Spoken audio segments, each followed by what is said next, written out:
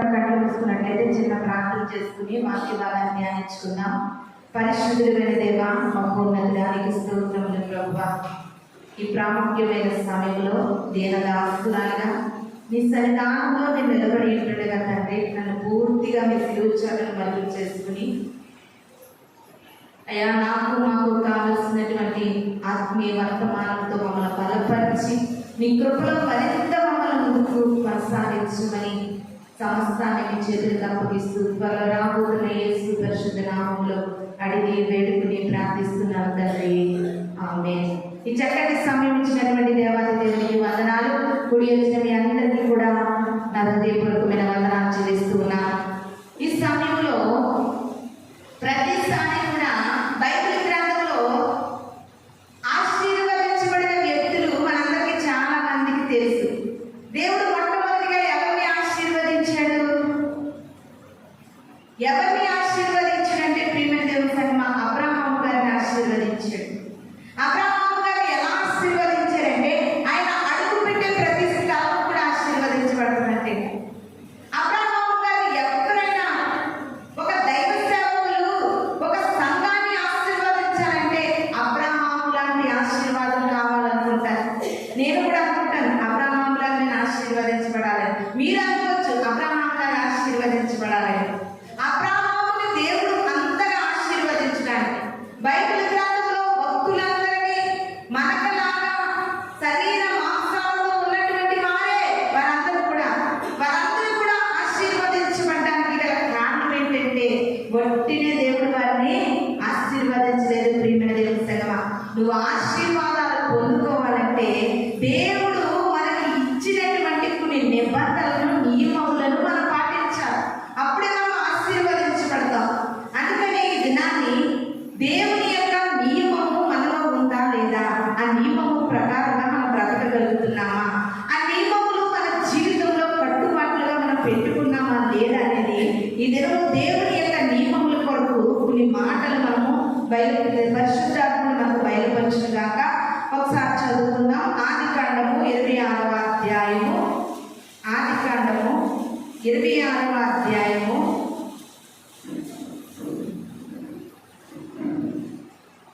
5వ వచనాన్ని చదువుకుందామండి. ఏలయనగా అబ్రహాము బాగా ఆలకించాడు. నా మాట విని నేను విధించిన దాని నా ఆజ్ఞలను నా కట్టడలను నా నియమములను గైకొనని చెప్పాను. హల్లెలూయా, హల్లెలూయా. ఇక్కడ అబ్రహాము దినములలో వచ్చినటువంటి కరువు ఇస్సాకు కాలంలో కూడా కరువు వచ్చింది. ప్రియమైన దేవుని సంగమా, అబ్రహాము గారి యొక్క ప్రథమ సంతానము ఇస్సాకు గారు. ఎన్నో సంవత్సరాలకు దేవుడు ఇచ్చినటువంటి బహుమానము ఇస్సాకు. అబ్రహాము గారి కాలంలో వచ్చినటువంటి కరువు ఇస్సాకు గారి కాలంలో వచ్చిందంటే, ఇస్సాకు అంటే ప్రియమైన దేవుని సంగమా, ఎండిన భూమిలో విత్తనము విత్తితే 100 పంట పండించేవారంట. ఎందుకు? ఆయన ఎండిన భూమిలో విత్తనం వేస్తే 100 పంట పండింది. దేవుడు వారిని ఆశీర్వదించాడు. ఎలా ఆశీర్వదించాడంటే తండ్రిని ఆశీర్వదించాడు. తండ్రి తర్వాత తన బిడ్డలను తరతరాలుగా దేవుడు ఆశీర్వదించాడు. ఈ దినాన్ని తండ్రిగా కుటుంబంలో నువ్వు ఒక బాధ్యత కలిగినటువంటి వ్యక్తిగా ఉండాలి. తండ్రి అనేది ప్రియమైన దేవుని సంగమా చాలా ఇంపార్టెంట్ అయినటువంటి పాత్ర. తండ్రి పాత్ర చాలా ఇంపార్టెంట్ అయినటువంటి పాత్ర. ఎందుకంటే దేవుడు అబ్రహామును బట్టి ఇస్సాకును ఆశీర్వదించాడు. ఈ దినాన్ని తండ్రిగా దేవునిలో జీవిస్తున్న క్రైస్తవులు దేవుని యొక్క నియమములను, కట్టడలను, విధులను, ఆజ్ఞలను అనుసరిస్తే నిన్ను బట్టి నీ కుమారులను దేవుడు ఆశీర్వదిస్తాడంటే. హల్లెలూయా, హల్లెలూయా. ఆ తర్వాత గెరారు ప్రాంతంలో ప్రజలందరూ కూడా ఆశ్చర్యపోతున్నారు ఇస్సాకు గారి కోసం. మేమందరూ ఎప్పటి నుండో ఈ ప్రాంతంలో పంటలు పండిస్తున్నాం, కానీ 100కి 100 పాళ్ళు పంటలు పండలేదు మాకు ఎప్పుడు. ఈ ఇస్సాకు ఏంటండి, ఎండిన భూమిలో విత్తనం వేస్తే 100 అంతలుగా ఫలం పొందుకుంటున్నాడు అని ఆ ప్రజలు ఆశ్చర్య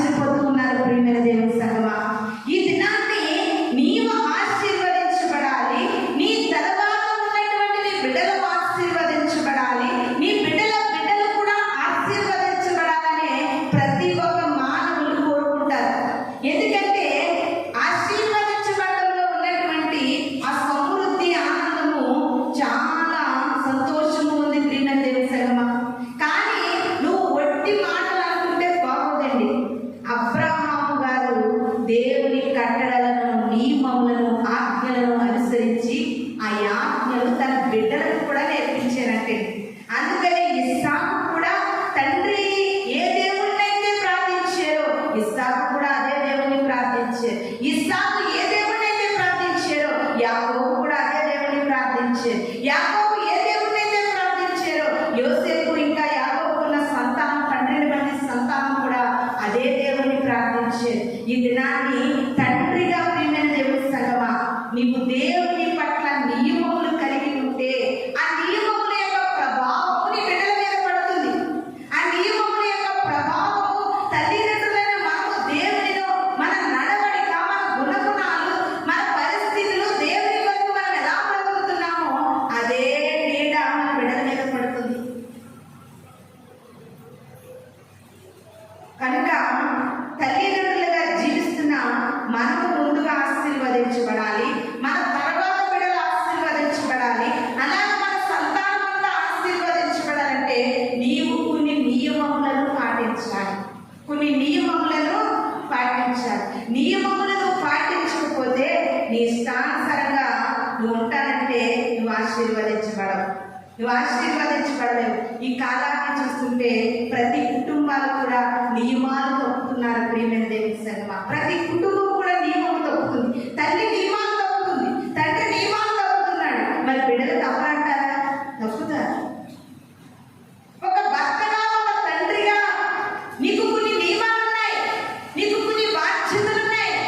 అవి నీవు పాటించాలా? ప్రియమైన దేవుని సంగమా, నువ్వు ఎంత ఉన్నతమైన స్థితిలో ఉన్నావు అనేది లెక్క కాదు. నువ్వు ఎంత ఉన్నతమైనటువంటి హోదాలో ఉన్నదనేది లెక్క కాదు. ముందు నువ్వు నియమము తప్పుతున్నావు అనేది నువ్వు లెక్క పెట్టుకో. నియమము లేకుండా కనుక నువ్వు ఈ లోకంలో జీవిస్తే ప్రియమైన దేవుని సంగమా, అందరి దృష్టిలో కూడా నువ్వు ఎంత ఉన్నతంగా ఉన్నప్పటికీ కూడా నీ నియమముల ద్వారా నీవు చాలా తేలికపాటి మనిషిగా మారిపోతున్నావని ఇది నా వాక్యము మనకు తెలియజేస్తుంది. నియమములు ఉండాలి. తల్లిగా నా నియమము నాకు ఉండాలి, తండ్రిగా నీ నియమము నీకు ఉండాలి. ఆ రెండింటి యొక్క నియమముల ప్రభావము మన బిడ్డలు నడిపిస్తుంది. దేవుడు అంటున్నాడు ఇస్సాకుతో, నేను అబ్రహాము దేవుడు అని అంటున్నారు. ఇస్సాకు ఎవరు? అబ్రహాము కుమారుడే. నీ తండ్రి అయిన దేవుడు నేను. మళ్ళీ యాకోబు అంటున్నాడు, నేను అబ్రహాము ఇస్సాకుల యొక్క దేవుడను.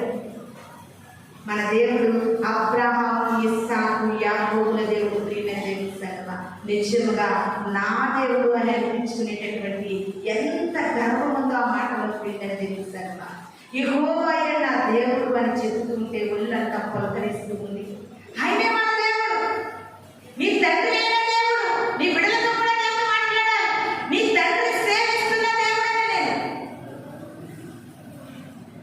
నీ తండ్రి అయిన దేవుడు అని ఇస్సాకుతో మాట్లాడుతుంటే ఆ ప్రజలందరూ అనుకుంటున్నారు, అబ్రహాము దేవుడు ఎంత ఆశీర్వదించాడో ఈ దినాన్ని మన కళ్ళతో చూస్తూ ఉన్నట్టుగా ఇస్సాకును కూడా దేవుడు ఆశీర్వదించాడని ఆ గెరారు ప్రాంతంలో మాట్లాడుకుంటున్నట్లుగా మనకి వచనాలు కనబడుతూ ఉన్నాయి. ప్రియమైన దేవుని సంగమా, ఇవంతా కూడా ఎలా జరుగుతుందంటే కొన్ని నియమములు దేవుడు మనకి ఇచ్చి ఉన్నారు. ఆ నియమములు మనం తప్పిపోకూడదండి. ఆ నియమములు మనం దాటిపోకూడదు. ఆ నియమములను మనం పాటిస్తేనే ఈ లోకంలో మనం ఆశీర్వదించబడతాం. ఆశీర్వదించబడడానికి ఎన్నెన్నో కారణాలు ఉన్నాయి. ఈ లోకంలో ఎన్నో కారణాలు ఉన్నాయి ఆశీర్వదించబడడానికి. కానీ మన దేవుడు కనుక మనల్ని ఆశీర్వదిస్తే మన పిల్లలు కూడా ప్రియమైన దేవుని సంగమా దేవుడు ఆశీర్వదిస్తాడని దినాన్ని మనతో మాట్లాడుతూ ఉన్నారు. 2వ దినవృత్తాంతాల గ్రంథము 19వ అధ్యాయము 6వ వచనం చదువుకుందామండి. 2వ దినవృత్తాంతాల గ్రంథము 19వ అధ్యాయము 6వ వచనము. చదువు. మీరు యెహోవా నియమమును బట్టియే గాని బాగా వినండమ్మా, మనుష్యుల నియమమును బట్టి కాదు, తీర్పు తీర్చవలసిన వారు కాదు. ఎంత చక్కగా ఈ మాట ఇక్కడ రాయబడి ఉందో చూడండి ప్రియమైన దేవి సంగమా. 2వ దినవృత్తాంతాల గ్రంథము 19వ అధ్యాయము 6వ వచనము. మీరు యెహోవా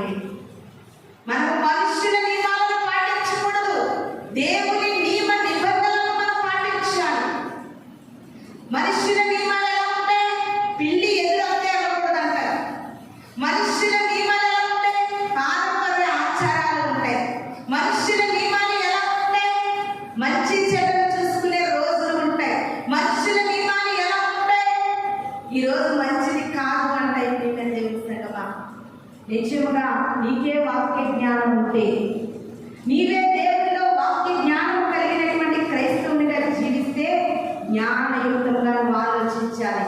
నువ్వు మనుషుల నియమాలను పాటిస్తూ ఉన్నావా, దేవుని నియమాలకు నువ్వు ప్రాధాన్యత ఇస్తున్నావా? అబ్రాహాం అయితే మనుషుల నియమాలను పాటించలేదు, అందుకైనా ఆశీర్వదించబడ్డారు. ఓ ఏడ్చి ఏడ్చి ఏడ్చి ప్రార్థన చేస్తూ ఉంటావు, కానీ నీలో ఉన్నవన్నీ కూడా మనుషుల నియమాలు. నువ్వు మనుషుల నియమాలు పాటించకు ప్రియమైన దేవుని సంగమా. నువ్వు మనుషుల నియమాలను పాటించకు, దేవుడి నియమాలను పాటించాలని ఈ దినవృత్తాంతాల గ్రంథంలో మనకు రాయబడి ఉంది. ఒకవేళ మనుషుల నియమాలను పాటిస్తే దేవుని ఆశీర్వాదాలను కోల్పోతాం. అబ్రాహాము మనుషుల నియమాలను పాటించలేదు. అబ్రాహాముతో దేవుడు అన్నాడు, నీ తండ్రి ఎదురుని, నీ బంధువుల ఎదురుని, నీ దేశం నుండి నువ్వు బయటికి రా అన్నాడండి.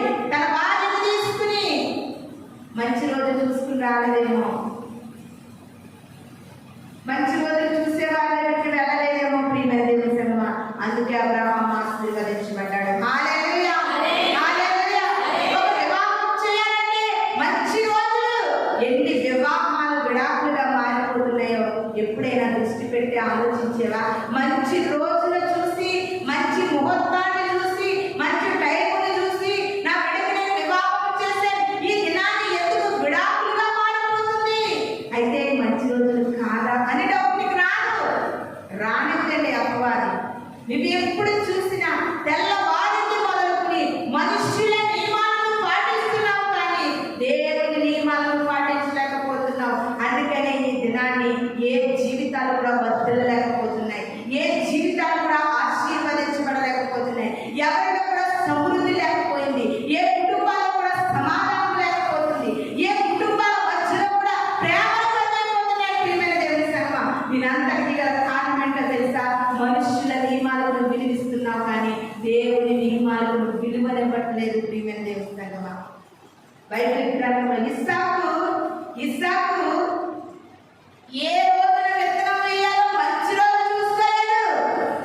నా తండ్రి అయిన అబ్రహాము దేవుని ప్రార్థన చేసి ఎండిపోయిన భూమిలో విత్తనమే వేస్తే 100 పంట కోసుకున్నాడంటే వీరందరి యొక్క భక్తుల జీవితానికి మూలపాఠాలు అన్నీ విని, అన్నీ తెలిసి కూడా నువ్వు ఇంకా మనుషుల యొక్క నియమాలను పాటిస్తూ నీకు వచ్చే ఆశీర్వాదాలను కోల్పోతున్నావేమో ప్రియమైన దేవుని సంగమా.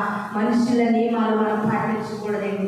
అసలు మనుషులనే నమ్మకం వాక్యం, ఇక మన నియమాలు సిగ్గులేనంటే దేవుని మాట. అన్ని తెలిసి మనుషులను నమ్ముకున్న కంటే, రాజులను నమ్ముకున్న కంటే యెహోవాను ఆశ్రయించడం లేదు. మరి మంచి చెడును చూసేవాడు మనిషా దేవుడా?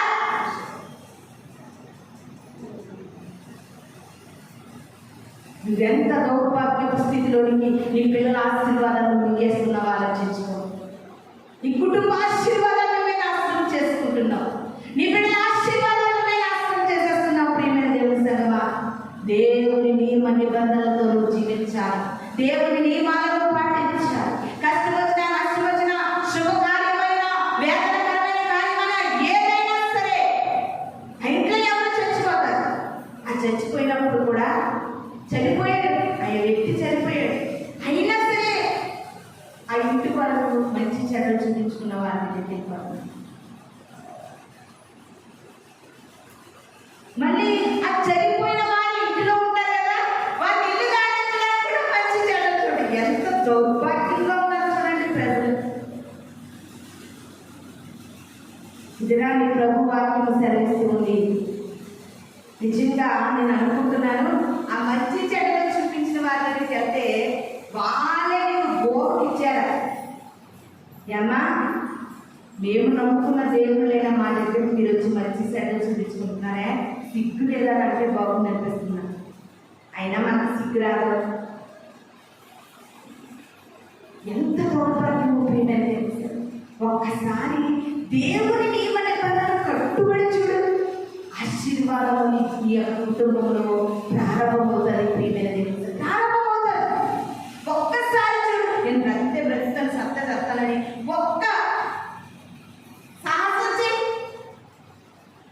నేను చచ్చిపోతే సత్తాను, బ్రతితే బ్రతుకుతాను. అసలు ఇది అవునా కాదు నా జీవితంలో నెరవేరాలి, నేను అనుభవపూర్వకంగా నేను తెలుసుకోవాలని ఒక్కసారి ట్రై చేసి చూడు.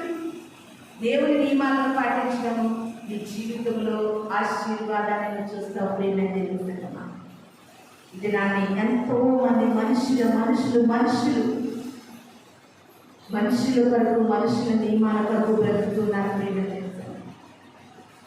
నిజంగా జరుగుతున్నటువంటి భయంకరమైనటువంటి యాక్సిడెంట్ చూస్తే అయ్యో మంచి చెడ్డ చూసే మనిషికి అమ్మా 1 రోజుల్లో నువ్వు లేచిపోతామని చెప్తలేదేంటి? అమ్మా 10 రోజుల్లో మీ ఇంట్లో వాష్ పుడుతుందని చెప్పట్లేదండి? ఇవన్నీ గుర్తుంటే ప్రియమైన దేవుని సంగమా, ఒకే ఒక గుడిగా పెట్టుకో. దేవుని నియమం ప్రకారంగా నువ్వు బ్రతకడం మొదలుపెట్టు. నీ జీవితంలో నువ్వు ఊహించలేని కార్యాలు నీ కుటుంబంలో మనము చూడగలమండి. ఇంకొక మాట చూసుకుందాం. ప్రసంగి గ్రంథము 3వ అధ్యాయము 14వ వచనము. ప్రసంగి గ్రంథము 3వ అధ్యాయము 14వ వచనం. దేవుడు చేయి పనులన్నీ శాశ్వతములని నేను తెలుసుకుంటుని, దానికి ఏది చేర్చబడదు, దానికి ఏది తీయబడదు. మనుష్యుడు తన యందు భయభక్తులు కలిగి ఉండినట్లు దేవుడు ఇంటి నియమము చేసి ఉన్నాడు. హల్లెలూయా, హల్లెలూయా. అసలు దేవాది దేవుడు మనిషికి ఒక నియమము అనే దాన్ని ఎందుకు నిర్ణయించాడంటే, ఒక నియమము అనేది దేవుడు ఒక మనిషికి ఎందుకు నిర్ణయించాడంటే తన యందు భయభక్తులు కలిగి ఉంటారని. హల్లెలూయా, హల్లెలూయా. తన యందు భయభక్తులు కలిగి ఉండడానికి దేవుడు నియమములను విధించాడు ప్రియమైన దేవుని సంగమా. ఆ నియమము ప్రకారంగా మనం బ్రతకలేకపోతే, ఆ నియమము ప్రకారంగా నీ క్రైస్తవ జీవితాన్ని నువ్వు కొనసాగించకపోతే ఏం జరుగుతుందో అపోస్తలుడైన పౌలు గారు సెలవిస్తూ ఉన్నారు. చూడండి, 2వ తిమోతికి రాసిన పత్రిక 2వ అధ్యాయము 5వ వచనము. 2వ తిమోతికి రాసిన పత్రిక 2వ అధ్యాయము 5వ వచనం. మరియు జడ్డి అయిన వాడు పోరాడినప్పుడు నియమము ప్రకారం పోరాడకుంటే అతనికి కిరీటము దొరకదు. హల్లెలూయా, హల్లెలూయా. జడ్డి అయిన వాడంటండి పోరాడినప్పుడు నియమం ప్రకారంగా పోరాడకపోతే అతనికి ఏం దొరకదంటండి? కిరీటము దొరకదంట ప్రియమైన దేవుని సంగమా. ఇప్పుడు మనం అందరం ఉన్నామనుకోండి, నాకు కూడా పరుగు పొందడం చాలా బాగొచ్చు అనేసి ఆ రన్నింగ్ రేస్ పెట్టే టీవీ దగ్గరికి మనం వెళ్ళిపోయామనుకో, పరిగెట్టడం నీకు వచ్చు, కానీ ఎలాంటి నియమాల ప్రకారంగా నువ్వు పరిగెట్టాలని తెలియదు. పరిగెట్టడమే నీకు తెలుసు, కానీ అక్కడ రన్నింగ్ రేస్ లో కొన్ని నియమాలు ఉంటాయి. వాళ్ళకి కొంచెం ట్రైనింగ్ ఉంటుంది. మనం చూడండి, క్రికెట్ లో ఆ అమ్మాయి రోడ్రింగ్ అనే అమ్మాయి క్రికెట్ లో చూసారా, జెమీమా. ఆ అమ్మాయి క్రికెట్ లో భారతదేశానికి మంచి పేరు తెచ్చింది. ఆ అమ్మాయి క్రికెటర్ గా మంచి పేరు తెచ్చినందుకు ఆ అమ్మాయి ఒకటే అంటుంది, ఇదంతా కూడా యేసుక్రీస్తు దైవాలయ విజయాన్ని పొందుకున్నాను. ఎందుకంటే ప్రియమైన దేవుని సంగమా, ఆ క్రికెట్ లో విజయం పొందడానికి కొన్ని నియమాలు ఉంటాయి. నియమం ప్రకారంగా నువ్వు గెలిస్తేనే గెలిచినట్టు. నియమం లేకుండా నువ్వు పోరాడినా నువ్వు గెలిచినా అది ఎక్కడ రాదు. కొన్ని నియమాలు ఉంటాయి. అందుకనే అదే మాట అపోస్తలుడైన పౌలు గారు అంటున్నారు, జడ్డి అయిన వారు పోరాడినప్పుడు నియమం ప్రకారం పోరాడకపోతే వారికి కిరీటము దక్కదు. హల్లెలూయా. ఇది ఒక క్రైస్తవ జీవితాన్ని జీవిస్తున్న నీవు దేవుని నియమం ప్రకారంగా నువ్వు పోరాడకపోతే నీకు జీవ కిరీటము దక్కదు. హల్లెలూయా, హల్లెలూయా. నేను క్రైస్తవుని కదా, మందిరానికి వెళ్తున్నాను, ప్రార్థన చేస్తున్నాను, ఉపవాసములు చేస్తున్నాను, దేవుని మాటలు తెలియజేస్తున్నాను, దేవుని కొరకు బ్రతుకుతున్నాను అని నువ్వు మాట్లాడుకుంటూ నువ్వు నియమము మాత్రము పాటించకపోతే నీకు పరలోక రాజ్యము దక్కదు, నీకు జీవ కిరీటము దక్కదు ప్రియమైన దేవుని సంగమా. జట్టి అయిన వాడు పోరాడాలంటే ఆ పోరాటంలో ఏముండాలి తెలుసా? నియమము ఉండాలి, నియమము ఉండాలి. ఆయన మనకి ఏవైతే నియమాలు ఇచ్చారో, ఉదయం లేచి రేపు మొదటి జామున లేవగానే నీ తండ్రితో మాట్లాడుకోవాలి.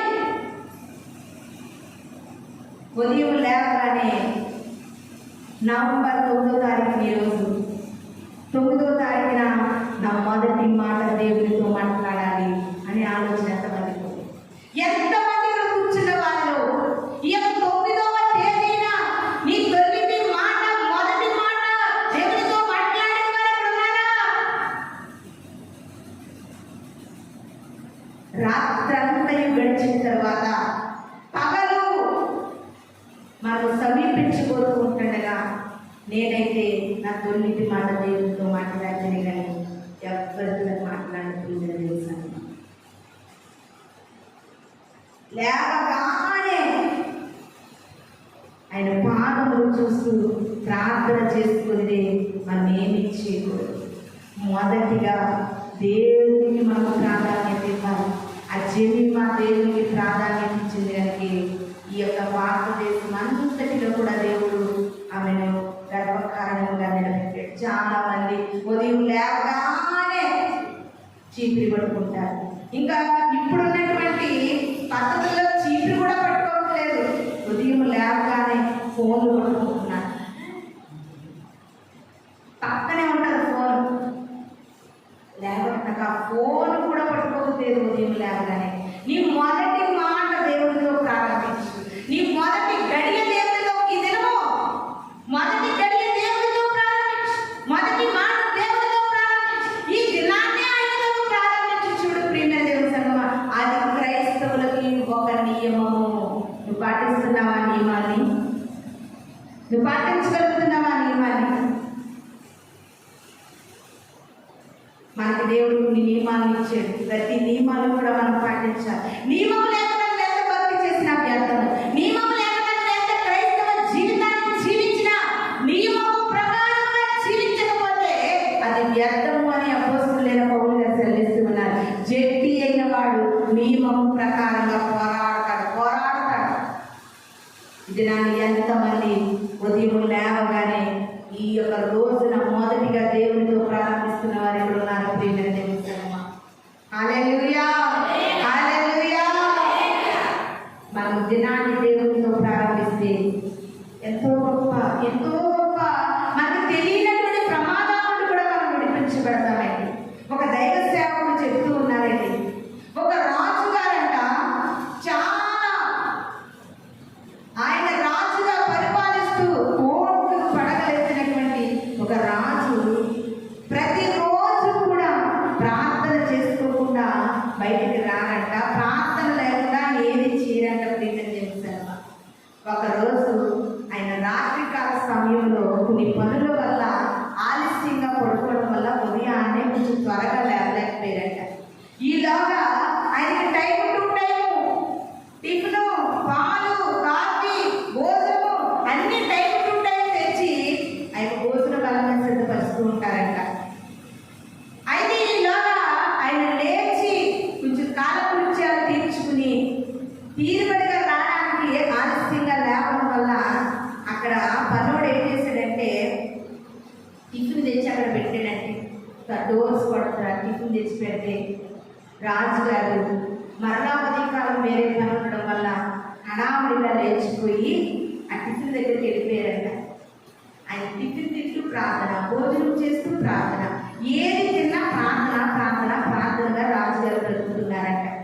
అయితే ఆ టిఫిన్ దగ్గరికి కంగారు వెళ్ళిపోయేసరికి దేవుడు గుర్తు చేస్తూ ఉన్నారు. దేవుని ఆత్మ అంటుంది, నువ్వు నియమాన్ని తప్పిపోతున్నావేమో, ప్రార్థన చేస్తుంది కదా టిఫిన్ తినాలి అనేసి దేవుని ఆత్మ ప్రేరేపణ కలిగితే మళ్ళీ వెంటనే టిఫిన్ అలా ఉంచి లోపలికి వెళ్ళి చిన్న ప్రార్థన చేసుకుని మళ్ళీ టిఫిన్ తిందామని వస్తే ఆ టిఫిన్ ప్లేటు, ఆ టిఫిన్ మీద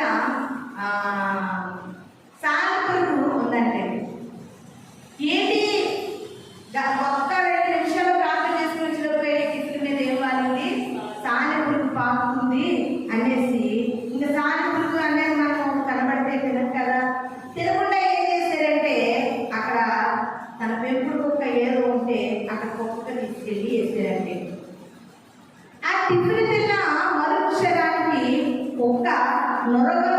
ఉంటూ చచ్చిపోయిందట. సాయంత్రం తింటే అంతలా చచ్చిపోతారా? రాజుగారి ఇంట్లో భోజనం కుక్క తింటే చచ్చిపోయింది. ఇది ఎంత వైరల్ అవుతుందో ఆలోచించండి.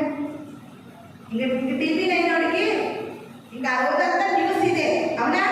ఎంత వైరల్ అవుతుంది. ఇదేంటి, రాజుగారు పెట్టిన టిఫిన్ కుక్క తింటే చచ్చిపోవడం ఏంటని ఆ టిఫిన్ తీసుకెళ్ళి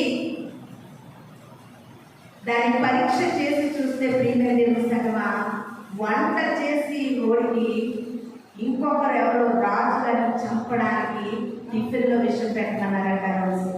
హల్లెలూయా, హల్లెలూయా. ఒక్కసారి గమనించు ప్రియమైన దేవుని సంగమా, చిన్ని ప్రార్థన రోజులో నీకు ఎన్నో గొప్ప కార్యాలు చేస్తారు.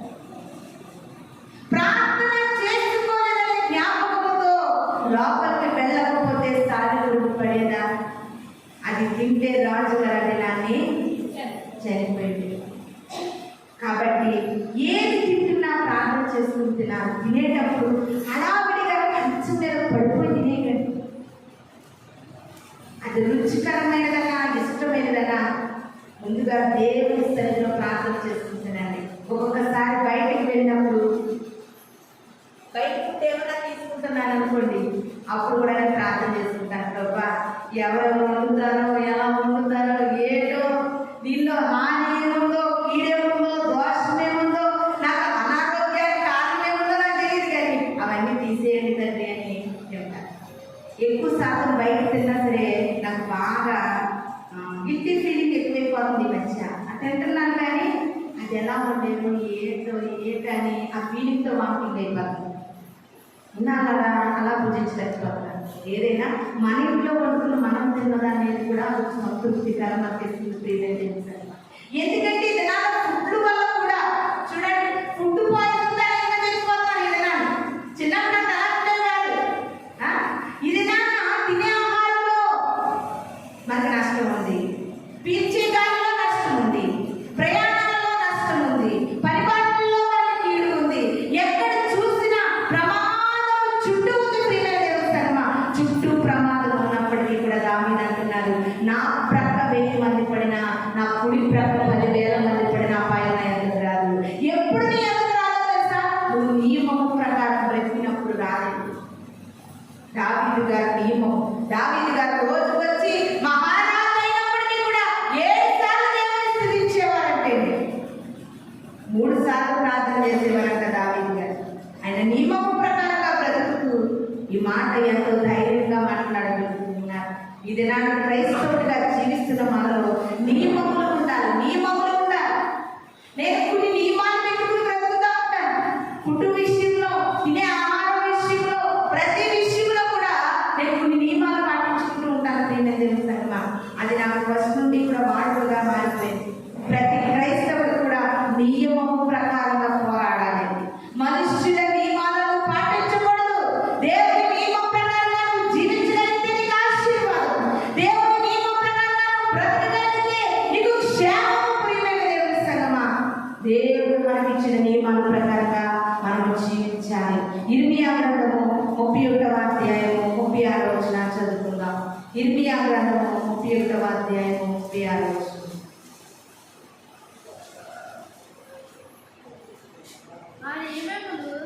చదవండి. 31వ అధ్యాయము 36వ వచనం. ఆ నియమములు నా సన్నిధిని ఉండకపోయిన యెడల ఇశ్రాయేలీయుల సంతతి వారు నా సన్నిధిని ఎన్నడూ జనముగా ఉండకపోవును. ఇదే యెహోవా వాక్కు. యెహోవా సెలవిచ్చినదేమనగా, పైనున్న ఆకాశ వైశాల్యము కొలుచుటయు, క్రిందున్న భూమి పునాదులను పరిశోధించుటయు సత్యమైన యెడల ఇశ్రాయేలు సంతానము చేసిన సమస్తమును బట్టి నేను వారినందరినీ త్రోసివేతును. యెహోవా వాక్కు ఇదే. యెహోవా సెలవిచ్చినది ఏమనగా, ప్రియమైన దేవుని సంగమా, ఆ నియమములు నా సన్నిధిని ఉండకుండా పోయిన యెడల ఇశ్రాయేలీయుల సంతతి కూడా ఎన్నడూ జనముగా ఉండకుండా పోతాయి. హల్లెలూయా, హల్లెలూయా. దేవుడు ఇచ్చిన నియమాలు ఇశ్రాయేలీయుల్లో ఉండాలి. ఆ ఇశ్రాయేలీయుల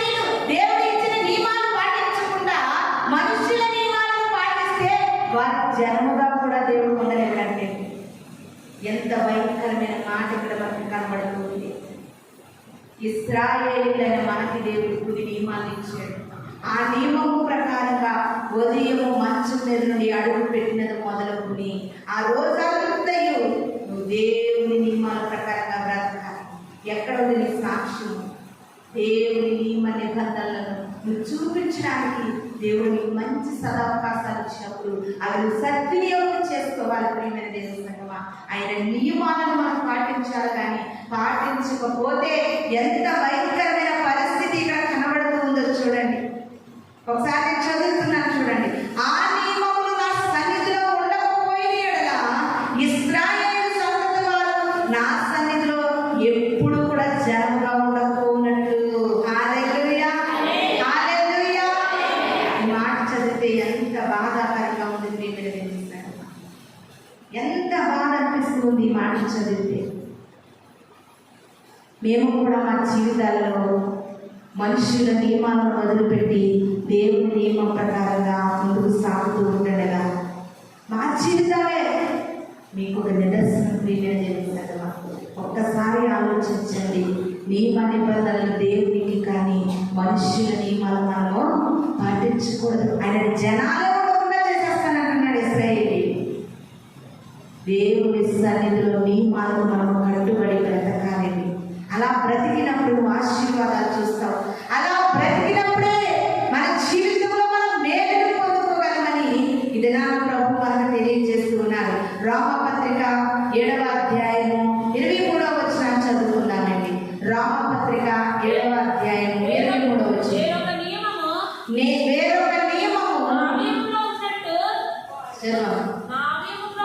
నా అవయవములో ఉన్నట్లు నాకు కనబడుచున్నది. అది నా మనస్సులో ఉన్నది. ధర్మశాస్త్రముతో పోరాడుచు మా అవయవములో ఉన్న పాపపు నియమమునకు నన్ను చెరపట్టి లోబరుచుకొనుచున్నది. హల్లెలూయా, హల్లెలూయా. ఇక్కడ అపోస్తలుడైన పౌలు గారు అంటున్నారండి, ఎంత చక్కటి మాటలు చూడండి ప్రియమైన దేవుని సంగమా. వేరొక నియమం కూడా నా అవయవములలో ఉన్నదంట. నా అవయవములలో దేవుని నియమమే కాదు, వేరొక నియమం నాకు కనబడుతుంది. అది నా మనస్సునందుండి ధర్మశాస్త్రముతో పోరాడచ్చు నా అవయవములో ఉన్న పాప నియమములకు నన్ను చెరపట్టి లోపరుచుకొనుచున్నది. హల్లెలూయా, హల్లెలూయా. ఈ దినాన్ని దేవుని నియమ నిబంధనలలో బ్రతకవలసినటువంటి మన శరీర భాగములు, మన అవయవములు ఈ దినాన్ని పాపపు నియమాలకి లోనైపోతున్నాయి. ప్రియమైన దేవుని సంగమా, అవి లోపరుచుకుంటున్నాయంట, మనల్ని చెరపట్టుకుంటున్నాయంట. ప్రియమైన దేవుని సంగమా, లోపరుచుకుంటూ చెరపడుతూ ఉన్నాయంట. మన అవయవములలో నియమము కనబడుతూ ఉంది.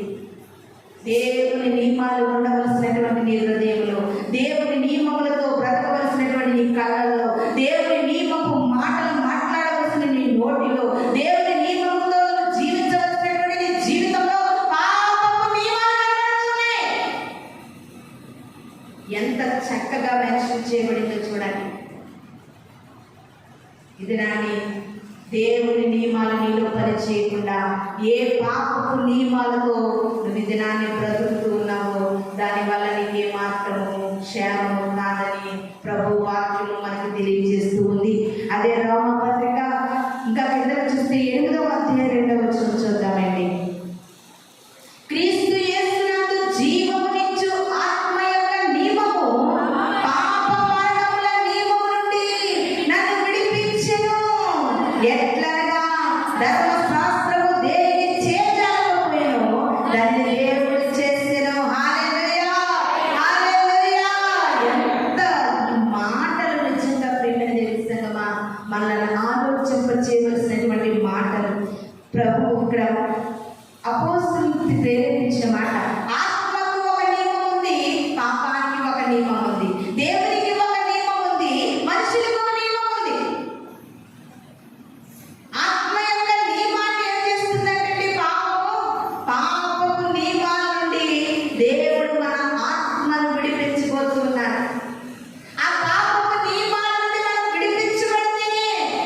దేవుని రాజ్యానికి మనం వారసం అవుతామండి. ఇది నాని ఒకవేళ పాపపు నియమాలకు నువ్వు కట్టుబడి జీవిస్తూ ఉన్నావా? పాపపు నియమాలు, ఆ నియమం ఏం చెప్తే అది నువ్వు చేస్తూ ఉన్నావు. ప్రియమైన దేవుని సంగమా, దేవుని నియమాలు నీలో కనబడతలేదు, నీ అవయవంలో కనబడతలేదు, నీ జీవితంలో కనబడతలేదు. యోగ భక్తులు అంటున్నారు, పాపపు నియమాలు నా కళ్ళలో ఉండకుండాట్లుగా నా కళ్ళతో దేవుని నియమాలు ఉండేటట్లుగా నేను నిబంధన చేసుకున్నాను. చాలా మంది పైకి భక్తి గల వారుగా ఉంటున్నారు, కానీ మీ కళ్ళు సరిగ్గా ఉండట్లేదు. ప్రియమైన దేవుని సంగమా, పాపపు నియమాలు మీ కళ్ళల్లో కనబడుతూ ఉన్నాయి, పాపపు నియమాలు మీ హృదయంలో కనబడుతూ ఉన్నాయి, పాపపు ఆలోచనలు మీ తలంలో ఊహల్లో దేవాది దేవుడికి తేటగా కనబడుతూ ఉన్నాయి. ప్రియమైన దేవుని సంగమా, వాక్యము ఇక్కడ కూర్చుని వాక్యం వింటున్నటువంటి ప్రియమైన దేవుని సంగమా, ఏ నియమములతో నువ్వు బ్రతుకుతూ ఉన్నావు? దేవుని నియమములతో నువ్వు బ్రతకకపోతే, నా సన్నిధిలో నియమం ప్రకారంగా నువ్వు బ్రతకకపోతే ఆ జనాంగాన్ని తీసేస్తానంటున్నారండి. ఆయన నియమాలకు మనం కట్టుబడి బ్రతకాలి. ఆయన నియమ నిబంధనలు మన హృదయంలో ఉండాలి. అలా మనం బ్రతికితే ఏముంటుందంట? ఆశీర్వాదం ఉంటుంది. ఏముంటుంది? ఆశీర్వాదం ఉంటుంది. లాస్ట్గా ఇంకొక మాట చూసుకుని మనం నేర్చుకుందాం. యాకోబు పత్రిక 1వ అధ్యాయము 25వ వచనం చదువుకున్నాము. యాకోబు పత్రిక 1వ అధ్యాయము 25వ వచనం. అయితే స్వాతంత్ర్యమునిచ్చు సంపూర్ణమైన నియమంలో తేరి చూచి నిలకడగా ఉండువాడు ఎవడో వాడు విని మరచువాడు కాక క్రియలు చేయుచుండువాడై తన క్రియలో ధన్యుడగును. హల్లెలూయా, హల్లెలూయా. స్వాతంత్ర్యమునిచ్చు సంపూర్ణమైన నియమంలో తేరి చూచి నిలకడగా ఉండువాడు ఎవడంటే, దేవుని నియమాలలో ఎవరు నిలకడగా ఉంటారంటే, ప్రియమైన దేవుని సంగమా, దేవుడి వాక్యము విని మరచిపోయేవాడు నియమము ప్రకారంగా బ్రతకలేడు. హల్లెలూయా, హల్లెలూయా. వాక్యము విని, దేవుని మాట విని మరచువాడు కాక క్రియలు చేయవాడయ్యుండి. క్రియ అంటే నువ్వు మనుషులు నియమం ప్రకారంగా చేస్తున్నావా, మనుషులు నియమం ప్రకారంగా నడుస్తున్నావు అనేది నువ్వు చేసేటటువంటి క్రియ రూపంగా మనకు తెలుస్తుంది. క్రియ రూపంగా దేవునికి తెలుస్తుంది. క్రియ క్రియ క్రియ అనేది మనకు కనబడుతుంది. ప్రియమైన దేవుని సంగమా, నీవు ఈ దినాన్ని వాక్యము విని దానిని మరిచిపోయే బిడ్డగా ఉంటున్నావు ఉంటేనే దేవుడి నియమాలను పాటిస్తావు. ఒకవేళ విన్న వాక్యం విన్నట్లుగా ఎప్పటికప్పుడు నువ్వు వదిలిపెడుతూ విడిచిపెడుతూ వెళ్తే, ప్రియమైన దేవుని సంగమా, నువ్వు మనుషుల నియమాలకి విలువనివ్వగలుగుతావు. ఇది నా ఎంతమంది విని మరచువారుగా ఉన్నారు. ఈ మాట ఎంత బాగుందో అండర్లైన్ చేసుకో. విని మర్చిపోయేవారుగా ఉన్నామా? ఇవి యొక్క వాక్యాలు మనం వింటున్నాం, కానీ ఎన్నిసార్లు మర్చిపోయే బిడ్డలుగా దేవుని సన్నిధానంలో జీవిస్తూ ఉన్నాం. చాలా బాధాకరమైన విషయాలు. ప్రియమైన దేవుని సంగమా, నువ్వు మనుషుల నియమాల ప్రకారంగా జీవిస్తే ఎన్నోసార్లు దేవుని సన్నిధిలో కాచిన కన్నీరు వ్యర్థమైపోతుంది. నువ్వు పెట్టిన మాట వ్యర్థమైపోతుంది. దేవాది దేవుడు న్యాయం తప్పని దేవుడు. ఆయన అబ్రహామును ఆశీర్వదించి దాని ప్రకారంగా ఇస్సాకును ఆశీర్వదించి దాని ప్రకారంగా యాకోబును ఆశీర్వదించారంటే వారు మనుషుల నియమాల వైపు చూడలేదు, దేవుని నియమ నిబంధనల వైపు చూశారు. ఇది రాని నువ్వు మనుషుల నిబంధనలు నియమాలను పాటిస్తూ దేవునికి దూరం అయిపోతూ ఉండడం వల్ల మన పరిస్థితులు మారలేకపోతున్నాయేమో తెలుసు. జాగ్రత్తగా గమనించండి. జట్టి అయిన వాడు నియమం ప్రకారంగా పోరాడితేనే కిరీటం దొక్కుతుంది. దేవుని సన్నిధిలో ఉన్న నియమాలను సంఘం పాటిస్తేనే, లేకపోతే జనాంగాన్ని కొట్టివేస్తూ ఉన్నాడు దేవుడు. మనం చేస్తున్న భక్తి, మనం చేస్తున్న